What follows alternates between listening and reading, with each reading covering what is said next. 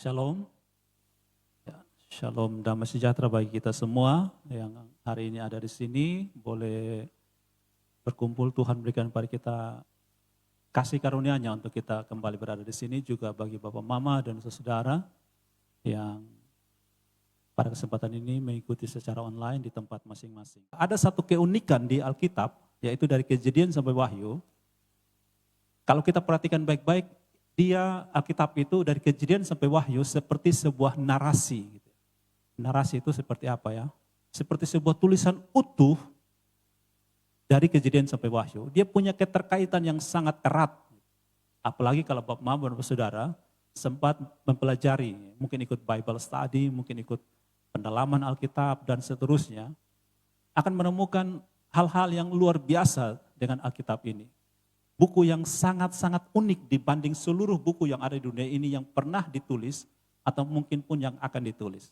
Satu keunikan Alkitab, Alkitab itu narasi dari Kejadian sampai Wahyu, saya menemukan kisah itu seperti kisah seorang bapa mencari mempelai bagi anaknya.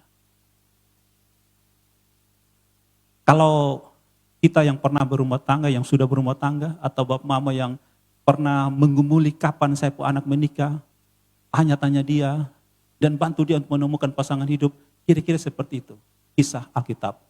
Seorang bapa yang mencari mempelai bagi anaknya.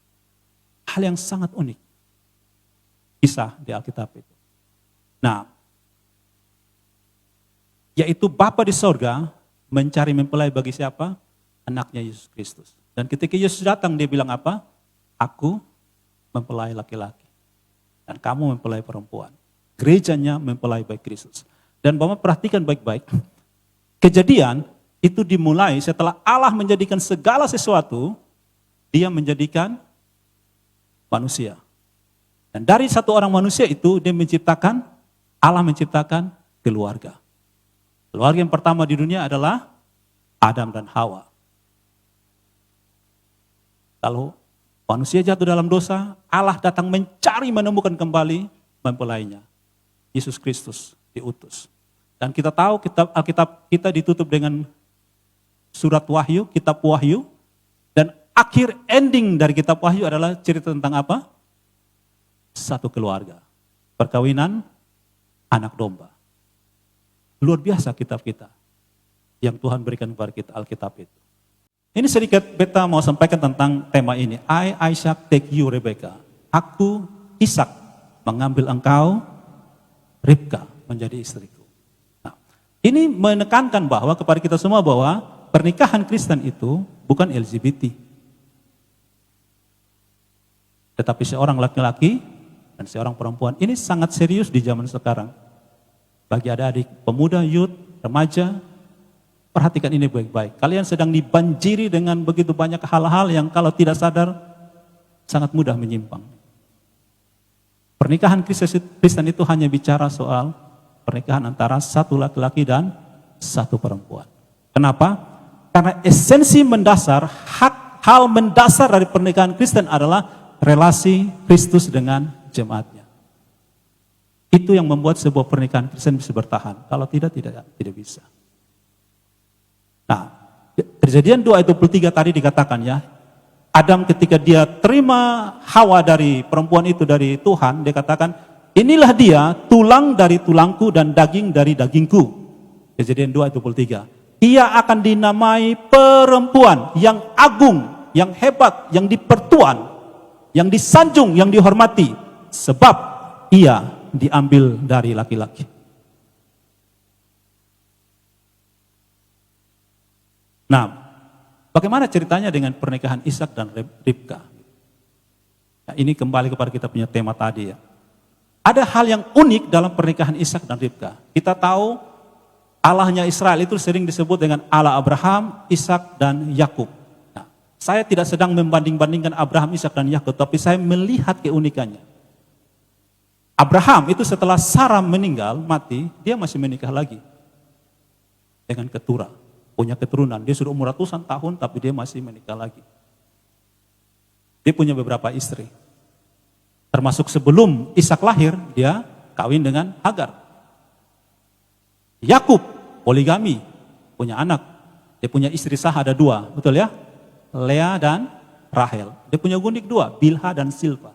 Punya keturunan, menghasilkan 12 suku Israel. Ishak, dia setia kepada satu istri sampai mati. Waktu Ribka diketahui mandul, dia tidak buang Ribka. Padahal pada saat itu sangat muda, tradisi menurut saat itu sangat muda, tidak punya sama seperti cerita Abraham dan Sarah. Sarah bilang, ya bisa jadi mungkin ya Tuhan kasih keturunan baik kita itu dari Hagar, ambil saja Hagar. Ribka tidak sarankan itu kepada Ishak dan Ishak tidak berpikir untuk membuang Ribka. Tetapi apa yang Ishak lakukan?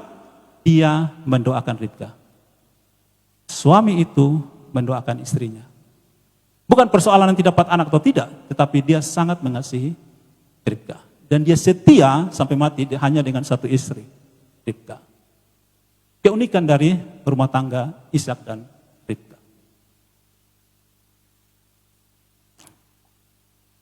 Nah, sekarang saya ajak kita membaca Hosea 2 ayat 18 dan 19. Hosea pasal 2 ayat 18 dan 19. 2 ayat ini saya ajak kita baca bersama-sama.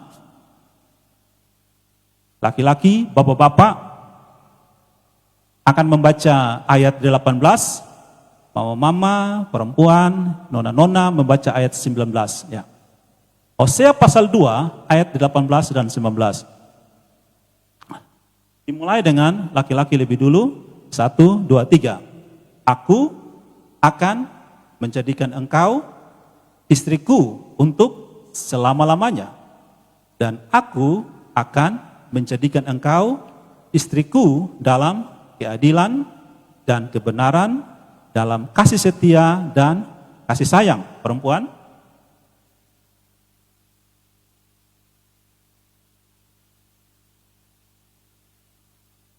Amin. Dari volume suara, saya tahu jumlah perempuan lebih banyak dari laki-laki. Dari apa? Volume suaranya. Ya bukan juga karena dari mama suka banyak omong dan suara tinggi-tinggi, bukan. Tapi memang lihat, kita lihat buktinya yang hadir laki-laki lebih sedikit. Padahal perempuan itu diambil dari laki-laki. Mestinya di gereja jumlah laki-laki harus lebih banyak. Kalau jumlah laki sedikit terusin perempuan diambil dari mana coba ya. Kita doakan untuk bapak-bapak, laki-laki lebih aktif lagi di gereja. Oke, nah bacaan kita ini di dalam tradisi Yahudi itu disebut bagian dari sidur. Bukan sidul anak sekolahan. Sidur gitu ya. Apa itu sidur? Sidur itu buku doa yang digunakan dalam ritual ibadah Yahudi. Berisi kumpulan-kumpulan doa untuk setiap hari, ada hari-hari raya dan seterusnya. Dan ini sering mereka ucapkan. Bahkan di dalam kalau kita kan punya pernikahan kita kan ada janji nikah gitu ya. Ada janji nikah. Nah, mereka biasa juga jadikan ini sebagai janji nikah. Janji nikah dari seorang laki-laki kepada perempuan. Aku akan menjadikan engkau istriku untuk selama-lamanya. Kalau kita kan biasa dalam susah dan senang, sakit dan sehat. Mereka bilang janji ini, aku akan jadikan engkau istriku untuk selama-lamanya. Yang luar biasanya, aku akan menjadikan engkau istriku dalam keadilan dan kebenaran. Dalam kasih setia dan kasih sayang. Aku akan menjadikan engkau istriku dalam kesetiaan sehingga engkau akan mengenal Tuhan. Tanggung jawab seorang laki-laki menggumuli pasangannya sampai mengenal Tuhan. Ini janji nikah mereka. Tidak mudah. Tapi itu mereka punya komitmen. Ya. Nah, Hosea 2 ayat 18-19 ini pernyataan yang indah ya. Dia mau katakan bahwa kalau kita perhatikan kata-kata itu ya, dari cetakan gaya bahasa Indonesia itu menunjukkan ku di situ adalah Allah.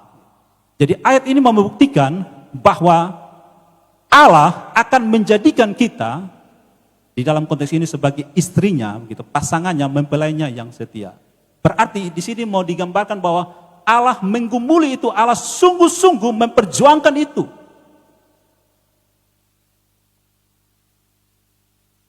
Seorang suami, seorang laki-laki, seorang bapak, ya seorang suami yang sungguh-sungguh bertanggung jawab di hadapan Tuhan di dalam konteks pernikahannya, bahwa pernikahan itu adalah relasi Allah dengan manusia, Kristus dan jemaatnya.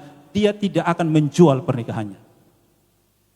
Dia akan memperjuangkan apapun yang terjadi. Dan itu yang nanti kita akan lihat bagaimana Hosea memperjuangkan pernikahannya di hadapan Tuhan dan masyarakat dan jemaat saat itu. Jadi ayat ini mau menyatakan bahwa Allah tidak akan membiarkan kita seorang diri. Yang kalau kita baca dalam Roma 8 ayat 38-39, Allah bilang, apa yang bisa pisahkan kita dari kasih-Nya? Tidak ada. Pedang, kelaparan, kesusahan, ketelanjangan, masalah, apapun tidak akan bisa. Kita mungkin, kalau kita jujur, kita sering berusaha tinggalkan kasih Allah dengan istilahnya orang bilang menjustifikasi, membenarkan masalah yang kita alami, membenarkan keadaan sulit yang kita alami, atas dasar membenarkan keadaan itu kita tinggalkan Tuhan. Nona-nona cari nyong susah, ada nyong agama lain yang datang, daripada beta tua ganggook, daripada beta jadi bulak sumur. Nah, tahu bulak sumur? Jalan yang di Jogja tuh menuju kampus UGM, bulak sumur itu bujang lapuk suka murung. Nah, daripada saudara yang cinta beta satu datang, bisa. Atau mungkin masalah materi, segala macam pekerjaan. Daripada sone tenar, ada orang tawarkan, lu mau tenar, tinggalkan Yesus. Oke. Kita punya banyak alasan tinggalkan Kristus. Tetapi Allah punya satu alasan saja untuk terus memperjuangkan kita tetap bersama dengan Dia sampai anaknya Yesus Kristus mati untuk kita. Kita tahu ceritanya. Adam dan Hawa yang makan buah yang dilarang Tuhan. Tuhan bilang kalau kau makan buah ini kamu mati. Buktinya siapa yang mati? Yesus yang mati bagi kita. Manusia yang bikin dosa, Yesus yang tanggung dosa itu. Akibat dosa itu. Dia bangkit supaya apa? Kita bisa bersama-sama dengan Dia selama-lamanya. Di dalam janji Allah ini, di Hosea 2 ayat 18-19, di sini mengingatkan Israel, diingatkan bahwa Israel adalah mempelai perempuan bagi Allah. Gereja Tuhan adalah mempelai Kristus. Sekali lagi tadi beta bilang, ada di mana seorang suami yang setia, yang sungguh-sungguh bertanggung jawab, membiarkan pernikahannya hancur. Yesus tidak membiarkan, tanda kutip, pernikahan itu hancur sehingga Dia rela mati demi pernikahan itu. Dia rela mati demi dapatkan pasangannya kembali. Dan simbol dari cerita itu kita ketemu di dalam Hosea dan Gomer. Dalam kisah pernikahan Hosea dan Gomer. Ada satu film yang menggambarkan ini, dia punya judul Amazing Grace. Kalau mama, teman-teman, adik-adik mau nonton, ada di YouTube, bisa googling di situ, browsing Amazing Grace, film tentang Hosea dan Gomer. Itu diambil dari kisah ini. Ya. Hosea adalah nabi yang dipanggil Tuhan. Menurut sejarah sekitar abad ke-8 sebelum Masehi. Ketika dia dipanggil oleh Tuhan, dia ada di kerajaan Israel Utara, yang ibu kotanya Samaria, kerajaan penyembah berhala. Yang mendirikan, kita pernah cerita di sini ya, waktu seminar kemarin, yang mendirikan itu adalah Yerobeam bin Nebat. Ketika dia melepaskan diri dari kerajaan Yehuda, dari kerajaan yang dipimpin oleh dinasti Daud, keturunan Daud, dia membangun kerajaan sendiri. Supaya orang-orang Israel 10 suku yang ikut dia itu tidak kembali beribadah di Yerusalem, karena setiap tahun mereka harus ke Bait Allah untuk beribadah. Maka dia bikin Bait Allah sendiri, dia bangun anak lembu emas dan dia suruh menyembah itu. Semua orang menjadi penyembah berhala ikut dia. Hosea ada di kerajaan itu. Kerajaan itu hancur-hancuran. Mungkin secara ekonomi, secara politik, secara material mereka baik. Tetapi secara ibadah mereka sesat. Dan Hosea ada di situ. Dan Tuhan panggil di dalam konteks seperti itu, Tuhan panggil Hosea menjadi nabinya. Nah, Hosea ada di situ. Tuhan ingin menggambarkan bagaimana relasi suami istri, seperti tadi simbol suami istri, relasi Allah dengan mempelainya, itu melalui keluarganya Hosea. Jadi Tuhan memberikan suatu analogi yang hidup. Seperti Gomer pergi bersundal, mempelai itu pergi bersundal, demikianlah umat Tuhan pergi bersundal, menyembah berhala. Hosea yang disimbolkan sebagai Allah yang mengasihi jemaatnya, pergi tetap cari. Gomer mau bersundal sampai punya anak, dia pergi ambil. Dijual sebagai budak, dia pergi beli, dia bayar. Bawa kembali Gomer. Sehingga pada akhirnya Gomer sadar, satu-satunya lelaki yang mengasihi dia dengan tulus hati adalah Hosea. Nah, sekarang coba ketong bayangkan ya.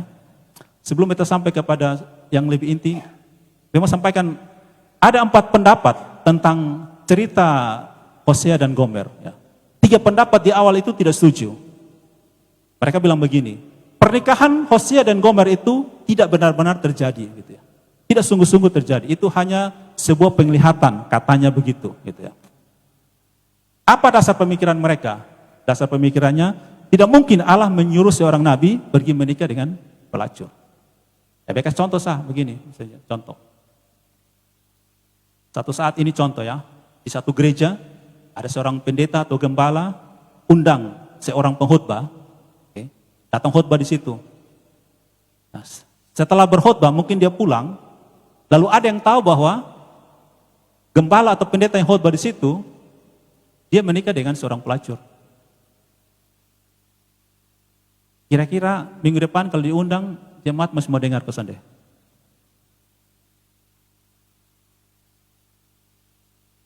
Mungkin dong tidak akan pergi ke gereja kalau itu orang yang berkhotbah. Kira-kira itu alasan yang pertama kenapa mereka bilang pernikahan Hosea dan Gomer itu tidak benar-benar terjadi. Yang kedua, ada yang bilang begini, memang pernikahan itu benar-benar terjadi, tetapi Gomer bukan seorang pelacur. Tetapi itu menggambarkan bentuk penyembahan berhala. Gitu ya. Jadi dia bukan benar-benar melacur secara fisik, tapi pelacuran rohani. Yang ketiga, mereka bilang pernikahan itu benar-benar terjadi, tetapi pada awalnya Gomer itu bukan seorang pelacur. Tetapi setelah menikah baru dia menjadi pelacur. Mereka berpendapat begitu. Sekali lagi dasarnya adalah tidak mungkin Allah suruh nabinya pergi menikah dengan pelacur. Nah, yang keempat gitu ya. Yang keempat, benar-benar Gomer itu adalah seorang pelacur sebelum menikah dengan Hosea, dan Allah memerintahkan Hosea pergi menikah dengan dia. Dan itulah yang ditulis dalam kitab Hosea. Tuhan bilang, pergi nikahilah seorang perempuan sundal. Nah, lalu ada yang pikir begini, kalau begitu, berarti Hosea melanggar aturan berzina. Kan di hukum Taurat ada diatur tidak boleh menikah dengan seorang pelacur. Tapi sebenarnya itu kurang tepat, karena menurut kitab Imamat tentang aturan hukum Taurat, yang tidak boleh menikah dengan perempuan sundal adalah seorang imam. Dan pada saat itu imam berbeda dengan nabi. Ada jabatan imam, jabatan nabi, jabatan raja. Aturan yang tertulis adalah imam tidak boleh menikah dengan perempuan sundal, dengan seorang pelacur. Lalu ada yang berpikir, kalau misalnya Hosea menikah dengan seorang pelacur, maka itu akan menghancurkan pelayanannya begitu. Dan orang tidak mau dengar dia. Tapi yang terbukti adalah tidak seperti itu, gitu ya. Nah, dari pernikahan Hosea dengan Gomer itu menghasilkan 3 orang anak. Kalau kita baca dalam Hosea 1, Hosea 2, ada 3 orang anak. Ada yang disebut Yisrael, ada yang disebut Lo Ruhama, ada yang disebut Lo Ami. Kalau kita baca baik-baik dalam Hosea 1 dan 2, itu juga ditulis di situ, awalnya Allah menolak anak-anak itu, karena itu adalah anak-anak hasil persundalan, tapi kemudian Allah menerima mereka kembali. Jadi sekali lagi, gambaran keluarga Hosea ini, Tuhan mau kasih tahu begini, hai orang Israel, kamu itu seperti rumah tangga ini. Nah, Bapak Mama Saudara bayangkan, tanggung jawab seperti apa yang Hosea pikul dari keluarganya itu menjadi suatu contoh bagi masyarakat, contoh bagi gereja. Tidak mudah. Kira-kira Hosea kalau di jalan-jalan orang bilang apa? Kalau diberitakan firman Tuhan, orang bilang apa dengan dia? Lu omong firman Tuhan tetapi lu keluarga seperti ini, lu hidup seperti ini. Nah, itu pandangan kita. Sekali lagi di dalam kehidupan ini, ya, kita tidak bisa hanya, makanya Tuhan Yesus bilang pada kita, hati-hati jangan menghakimi orang lain.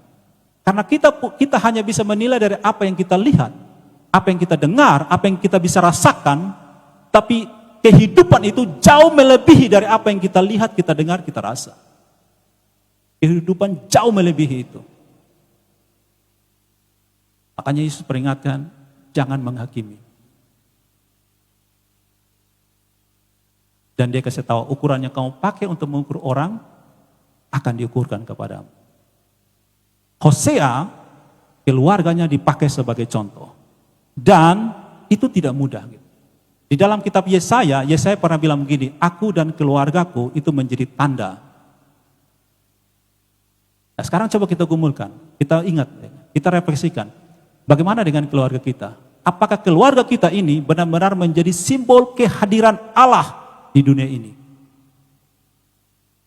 Orang-orang yang sedang bergumul dengan begitu banyak penderitaan dan pergumulan hidup, orang-orang yang bukan Kristen, orang-orang yang tidak mengenal Kristus, sedang bertanya-tanya dan mencari-cari gitu. Kamu bilang Yesus itu Tuhan dan Juru Selamat. Saya ketemu dia di mana? Dia ada di mana? Coba tunjukkan Yesus itu kepada saya, supaya saya percaya. Waktu Yesus tergantung di kayu salib, orang-orang yang menghina Yesus dan menyalibkan Yesus itu berteriak begini, kalau engkau Mesias, turun, kami akan percaya kau Mesias. Tapi Yesus tidak respon mereka punya permintaan itu dengan turun dari salib. Kalau dia mau turun bisa jadi turun, dia Maha Kuasa. Mati saja dia bangkit kembali, apalagi turun dari kayu salib. Tapi Yesus membuktikan dia Mesias, dia Tuhan dan Juru Selamat dengan cara dia melewati penderitaan itu. Makanya dengan cara dia terima semua penderitaan itu, dia mendoakan orang yang menyalibkan dia bilang, Bapa ampuni mereka. Dia menyerahkan nyawanya dan dengan cara mati seperti itu, artinya dengan cara dia menjalani penderitaan seperti itu, membuat kepala pasukan berkata, sungguh orang ini orang benar. Sungguh dia adalah anak Allah. Dari cara kita menjalani pergumulan dan penderitaan kita dengan tetap setia, kita tidak salah disalahkan, kita benar difitnah, kita alami begitu banyak penderitaan, sudah setia kepada Tuhan, tetap sakit, tetap kekurangan ini, kekurangan itu, dan segala macam rumah tangga kita penuh dengan masalah, kita tetap setia kepada Tuhan. Dengan cara itu, orang akan tahu siapa kita. Yesus bilang apa? Dari mana orang tahu kamu murid-muridku? Kalau kamu saling mengasihi.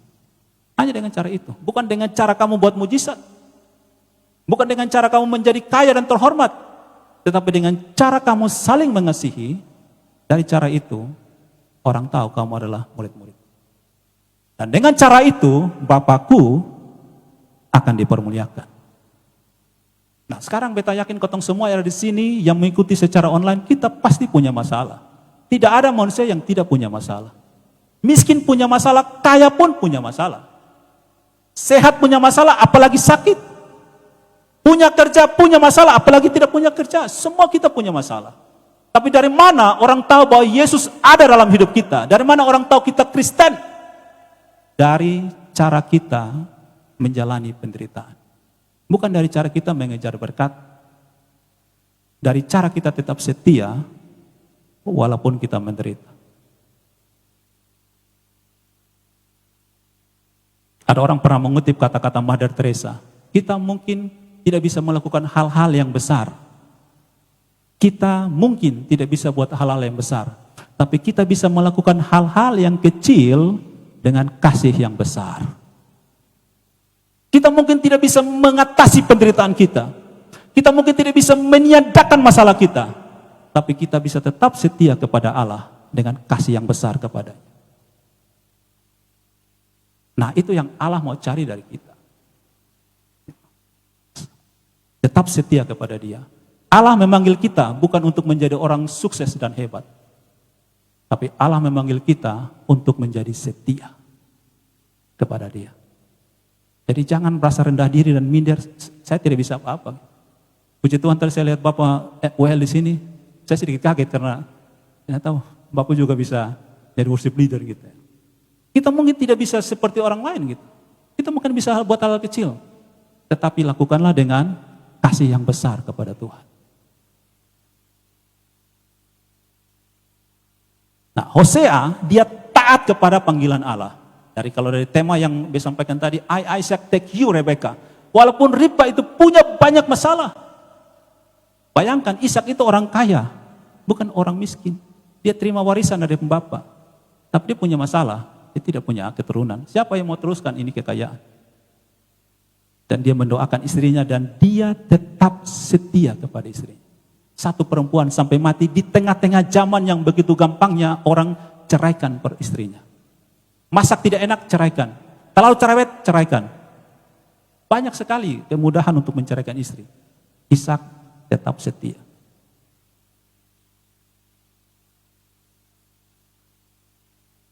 Nah, kita akhiri dengan bagian ini.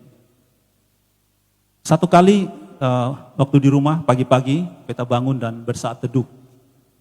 Kita ingat tanggalnya bercatat di sini 13 Januari 2024. Ketika beta bersaat teduh, beta dibawa kepada satu pemahaman ya tentang relasi ini gitu ya. Diceritakan bahwa apa yang disampaikan seperti apa ya, pencerahan kepada beta dikatakan begini. Banyak orang Kristen yang ingin masuk surga. Beta yakin kita semua masuk surga, amin? Atau ada rencana masuk neraka? Banyak jalan masuk neraka, tapi masuk surga hanya satu jalan. Banyak cara dan jalan untuk berbuat dosa, tapi hanya ada satu cara jalan untuk bertobat. Datang kepada Kristus. Banyak orang Kristen itu terjebak hanya sekedar ingin masuk surga gitu. Lalu dong berusaha menaati semua aturan-aturan ibadah. Taati semua ajaran-ajaran supaya dong masuk surga. Padahal masuk surga itu hanya karena kasih karunia dalam Kristus. Bukan karena usaha kita. Nah, kita ingat satu cerita. Hansen bisa tolong siap sini. Kita ingat satu cerita. Satu kali ada satu orang kaya, anak muda yang kaya, dia datang kepada Tuhan Yesus. Lalu ditanya kepada Tuhan Yesus, guru yang baik. Dia bilang, Yesus, guru yang baik. Apa yang harus aku lakukan supaya aku punya hidup yang kekal? Ini cerita ada di Matius, ada di Lukas. Lalu Yesus tanya begini, Yesus bilang pada dia, mengapa kau bilang aku baik? Hanya satu yang baik. Yesus menunjuk kepada Bapa di sorga. Lalu Yesus tanya kepada dia, apa yang kamu dengar dalam hukum Taurat? Apa yang kamu pelajari di situ? Dia bilang apa? Jangan membunuh, jangan berzina, jangan mencuri, jangan bersaksi dusta, jangan menginginkan harta sesamamu, hormati orang tua, ayah dan ibumu. Lalu Yesus bilang begini, lakukan itu, maka engkau akan beroleh hidup yang kekal. Nah, lalu respon anak muda ini apa? Saya sudah taati itu sejak kecil. Apalagi yang kurang? Nah, Bapak Mama, Saudara perhatikan baik-baik. Anak muda ini, dia sudah lakukan semua yang merupakan syarat masuk surga, tapi dia tidak yakin dia akan masuk surga. Dia tidak yakin bahwa dia akan punya hidup yang kekal. Ada masalah di situ. Lalu Yesus tantang dia. Kalau kamu ingin sempurna, ingat baik-baik, Allah kita itu menghendaki kita sempurna, bukan sekedar, bukan biasa-biasa. Yesus mati supaya kita bukan hidup biasa-biasa, harus sempurna. Matius 5 ayat 48 bilang, hendaklah kamu sempurna, sama seperti Bapamu di surga sempurna. Lalu Yesus tantang anak muda ini, pergi, jual kamu punya harta, bagikan kepada orang miskin, lalu datang ikut aku. Lalu orang muda itu pergi dengan sedih hatinya. Lalu Yesus merespon, sukar sekali orang kaya masuk surga. Lebih mudah unta masuk lubang jarum. Lalu murid-murid gempar. Loh, kalau begitu siapa yang diselamatkan? Kalau ini orang kaya saja, karena kita, Bapak coba persisnya begini. Orang kaya yang suka memberi di gereja, kita akan terjebak bilang pasti dia masuk surga. Betul ya? Karena dia kaya, dia memberi. Lalu bagaimana orang miskin yang tidak bisa beri? Bagaimana dengan orang yang setiap kali ke gereja tidak punya uang untuk kasih persembahan? Makan saja tidak bisa. Dia masuk surga ke sana. Murid-murid gempar. Lalu murid-murid bertanya, kalau itu siapa yang diselamatkan? Yesus bilang begini, bagi manusia tidak mungkin, tapi bagi Allah segala sesuatu mungkin. Karena apa? Nah, Bapak Mama, Saudara, tolong perhatikan, beta jelaskan ini baik-baik. Anak muda ini, ketika dia bicara soal keselamatan, dia menghubungkan dengan apa yang harus aku perbuat. Oke? Dia tanya, apa yang harus aku perbuat? Konsep dia tentang keselamatan adalah perbuatan baik. Perbuatan yang membawa dia ke hidup yang kekal. Tapi Yesus menjawab dia bukan apa yang baik, tapi Yesus menjawab siapa yang baik. Waktu anak muda tanya, apa yang baik, perbuatan baik, apa yang harus aku lakukan supaya aku selamat? Yesus bilang, kenapa kamu bilang aku baik? Hanya satu yang baik. Berarti kita masuk surga, kita punya hidup yang kekal, bukan karena apa yang kita lakukan. perbuatan baik apa yang kita lakukan, tetapi siapa yang telah berbuat baik bagi kita. Bapak bisa ikuti ini? Bukan karena apa yang harus kita lakukan, tetapi siapa yang telah lakukan bagi kita. Sekarang kita tanya, coba kita pakai logika umum. Ada orang kaya buat pesta. Syaratnya harus pakai gaun begini.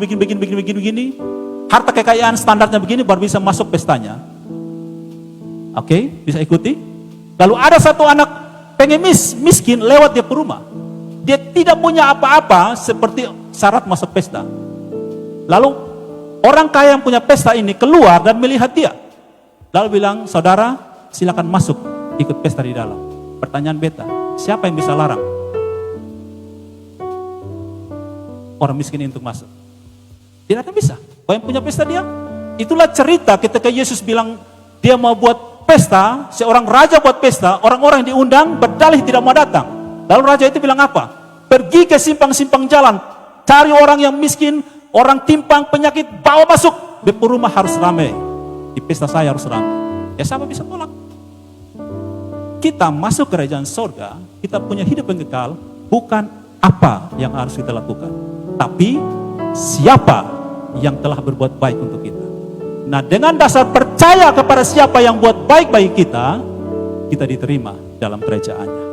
Nah, ketika kita merenungkan bagian ini, Bapak Mama Saudara, lalu terbayang begini. Allah ingin kita bukan sekedar masuk surga, tetapi supaya kita punya relasi dengan Dia dalam kekekalan. Masuk surga itu bukan akhir segala-galanya. Di surga itu kekal. Kita akan berelasi dengan Allah, pencipta kita, penebus kita itu selama-lamanya. Sekarang beta contoh begini. Lalu beta diberikan satu pengertian begini. Bayangkan satu orang laki-laki, dia mau menikah dengan satu orang perempuan. Laki-laki ini belum pernah menikah, perempuan ini belum pernah menikah. Lalu laki-laki ini berusaha dengan berbagai macam cara mendapatkan hati perempuan ini, lalu menikah. Pertanyaannya beta, apakah mereka punya hubungan berhenti setelah pernikahan? Kalau seperti itu, laki-laki itu bodoh, perempuan itu bodoh. Betul kan? Orang menikah bukan berhenti setelah hari pernikahan selesai dan mereka bercerai. Tapi mereka menikah untuk menjalin hubungan bersama sampai selama hidup masih Tuhan percayakan. Itu tujuan dari pernikahan. Nah, kalau kita sudah bertobat lahir baru, terima Kristus, bukan berhenti setelah kita masuk surga, atau kita punya keinginan masuk surga selesai dan kita tinggalkan Kristus, bukan. Membangun relasi dengan Dia selama-lamanya. Melalui persekutuan dengan Dia secara pribadi, belajar firman Tuhan, berdoa, bersekutu, ikut pelayanan, mempraktekkan firman Tuhan yang kita sudah dengar, menghidupi semua itu, minta Roh Kudus menolong kita setiap hari, makin dewasa, makin bertumbuh. Itulah Kristen sebenarnya. Bukan berhenti puas, oke, saya sudah terima Kristus, saya sudah lahir baru, saya sudah dibaptis, saya sudah masuk surga, selesai semuanya. Tidak. Sekarang di akhir dari khotbah ini, saya mau tanya Bapak Mama Saudara semua, coba renungkan sungguh-sungguh. Kalau tidak sempat sekarang pulang, ambil waktu sungguh-sungguh dengan Tuhan, sebelum tidur, sebelum sono, sebelum nyenyak. Tanya ke Tuhan, Tuhan, sejak beta bertobat dan lahir baru, dibaptis, bagaimana beta punya relasi dengan Tuhan sejauh ini? Apakah makin bertumbuh atau makin turun? Atau datar-datar saja, flat? Kalau dulu pertobatan lahir baru awal-awal begitu berapi-api, yang sampai sekarang berair-air. Sampai sekarang tidak ada rasanya lagi. Beta yakin suami istri yang sungguh-sungguh bertanggung jawab terhadap pernikahan, suatu saat mungkin ketika mereka mengalami hubungan relasi yang flat, yang datar, mereka akan berusaha untuk membuat itu bergairah kembali. Memikirkan, mendoakan, mengusahakan bagaimana caranya relasi ini bisa hidup kembali gitu. Tidak flat, tidak datar-datar saja. Itu tanggung jawab masing-masing. Nah, ada satu ayat yang sering orang pakai gitu ya, di dalam bicara soal keselamatan. Kalau tidak salah di Filipi, kerjakanlah keselamatanmu. Ayat yang katakan bilang gini, dibilang bahwa kamu sudah selamat, karena itu kerjakanlah keselamatanmu. Kita minta izin menjelaskan ini dari sisi bahasa Inggris. Mungkin semoga bisa sedikit membantu untuk mengerti.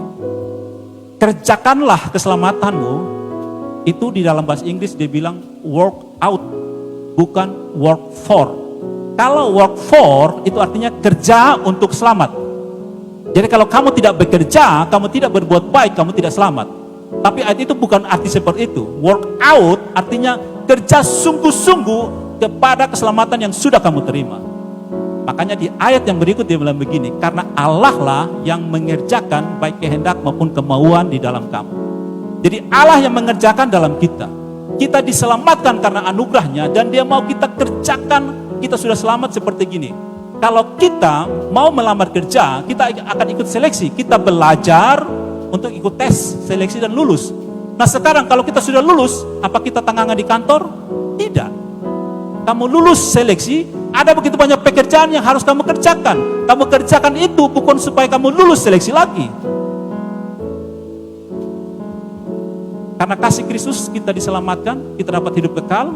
Nah sekarang ini kalau kita yakin kita sudah dalam Kristus, oleh anugerahnya kita sudah diselamatkan punya hidup kekal, kerjakanlah itu. Hasil pekerjaan kita akan dihadiahi Allah dengan upah dari apa yang kita kerjakan.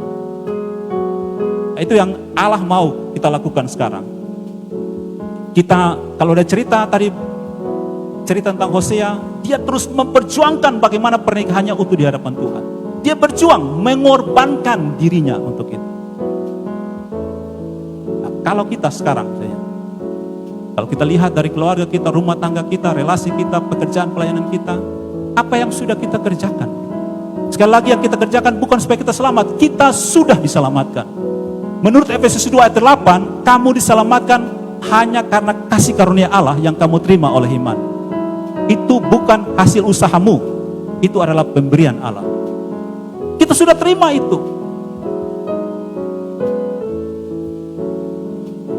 Silakan Bapak Mama semua uji sungguh-sungguh. Menurut 1 Korintus 13, ujilah dirimu. 2 Korintus 13. Uji kamu sendiri, apakah kamu kuat dalam Tuhan? Apakah kamu percaya kamu sudah diselamatkan atau belum? Kalau kita sudah yakin kita sudah diselamatkan, kerjakan itu. Seperti tadi beta ilustrasi, satu nyong sudah dapat satu nona gitu.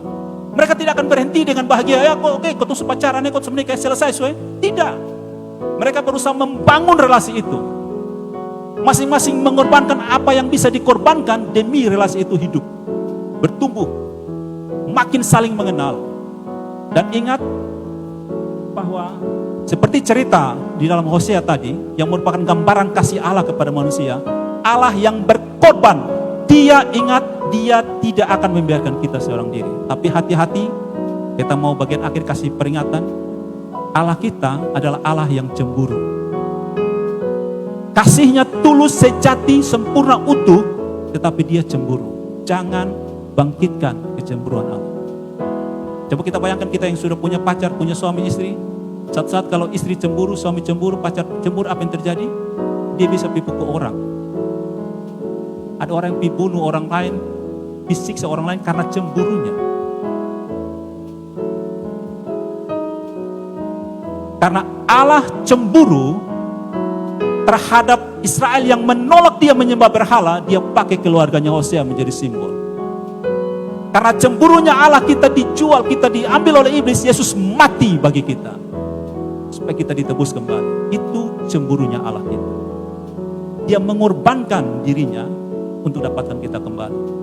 Nah, sekarang kita sebagai pasangan suami istri, orang tua dan anak, demi relasi yang Tuhan percayakan kepada kita di gereja ini, apa yang kita telah lakukan? Mari kita sungguh-sungguh renungkan ini, kita gumulkan sungguh-sungguh di hadapan Tuhan. Jangan biarkan semua ini menjadi sia-sia. Kalau percaya sudah diselamatkan, terus gumulkan relasi kita, pengenalan kita akan Allah. Mari kita tundukkan kepala di hadapan Tuhan, dan hati kita terus tertuju kepadanya.